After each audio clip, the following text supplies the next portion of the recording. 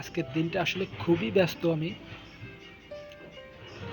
সারা দিন কাজ আর কাজ, কারণ কিছু মেহমানের ইফতারির দাওয়াত করা আছে, এই জন্য তারা আসবে আর কি। তাদের কি খাওয়ানো যায়, ইফতারিতে কি আইটেম দেওয়া যায়, এগুলো নিয়ে একটু ব্যস্ত।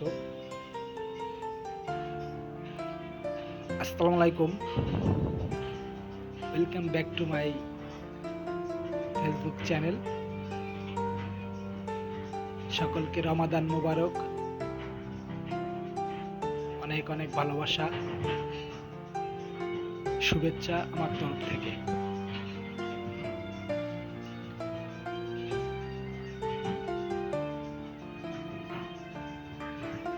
আজ 15 রমজান। তো আমার কোম্পানির বস, স্টাফ সবারই আজ ইফতারির দাওয়াত আছে, আর এই দায়িত্বটা আমার। আর আমার পাশে যে ছোট ভাই আছে, ওর আরো 2 জন আছে, তারা বাইরে কাজ করতেছে। আমাদের এই 4 জনের উপরে পড়ছে।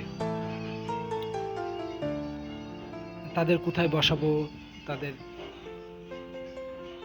কি খাওয়ানো যায় রাতে ডিনার, এইসব নিয়ে আর কি ব্যস্ত। এই ব্যস্ততার মাঝে একটু ক্লান্ত সবাই। আমরা 2 জন চলে আসলাম কফি খাইতে, নিজেরাই বানিয়ে খাচ্ছি, যেহেতু এখানে আর কেউ নাই, আমাদেরই বানিয়ে খাইতে হবে। কফি খাওয়ার পরে আবার 2 জন চলে যাব রাতে কি খাওয়াবো সেটার মেনু করা হয়ে গেছে, তার জন্য বাজার করতে। আর ইফতারির বাজার অলরেডি করা শেষ, যেহেতু রমজান মাস। সবাই একটু সকাল সকালে আসার চেষ্টা করতেছে, অলরেডি অনেকে চলে আইছে, 2-1 জন বাইরের গেস্ট।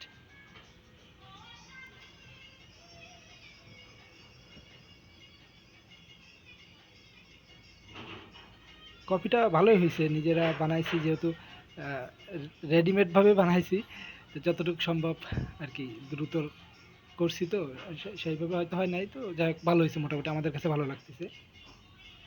তো যাই হোক, আমার পাশে যে ছেলেটা আছে, ওর বাসা ফরিদপুরে, ও খুবই ভালো ছেলে, সবসময় আমার সাথেই থাকে এবং আমরা 2 জন একসাথে কাজ কাম করি।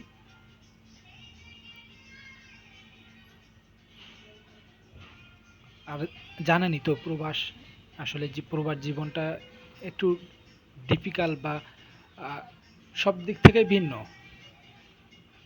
সারাদিন ডিউটি করা লাগে, ডিউটি শেষে আবার রুমে আসার পরে নিজের জন্য রান্না বান্না এগুলো করে খাইতে খাইতেই 12টা বাজে, ঘুমাইতে ঘুমাইতেই সকাল, ডিউটির জন্য আবার রেডি হওয়া লাগে।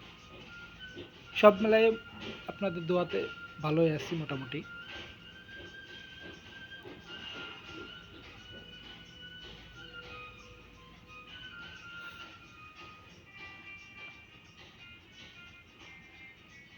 আপনাদের বেশি বেশি ভালোবাসা, সাপোর্ট, এইসবের কারণে আমি আস্তে আস্তে সামনের দিকে যাইতে পারতেছি।